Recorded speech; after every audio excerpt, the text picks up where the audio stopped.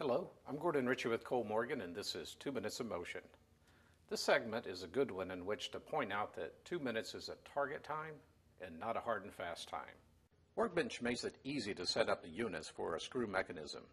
It should be noted that while the screen indicates lead screw, it works equally well for both lead and ball screw. Moving through the setup screen from top to bottom, our first stop is at the gear ratio. Of course, if you have no gear ratio, this is set to none.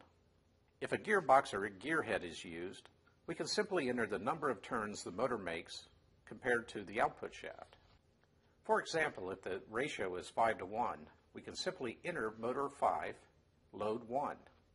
Or if we want to be a little more creative, motor 115, load 23, which is still 5:1.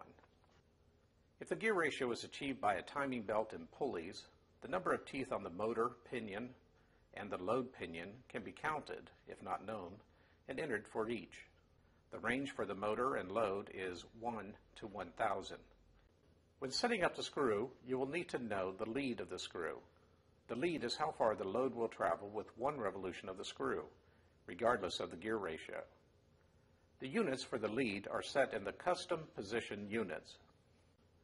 The available units are centimeters, or 1/100th of a meter, millimeter, or 1/1000th of a meter, micrometer, or 1/1,000,000th of a meter, and nanometer, 1/1,000,000,000th of a meter, inches, and mils, which is 1/1000th of an inch. We are setting our units to millimeters. If you don't know the lead of your mechanism, you can always measure it. On my actuator, I have placed a piece of tape and a mark at the starting point. We could temporarily set our position units to degrees and command one revolution of the motor, or 360 degrees. We could then measure the distance traveled, which is the lead of the screw.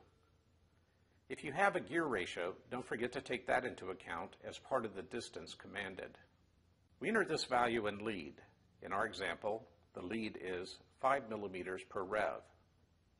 At this point, we can change our position, velocity, and acceleration to custom mechanical units. When we return to the motion task screen, we see that our position is in millimeters, velocity is in millimeters per second, and acceleration and deceleration are in millimeters per second per second.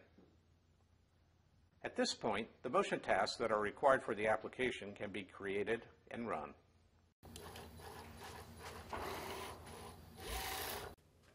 The unit screen takes a lot of the work out of setting up a mechanism.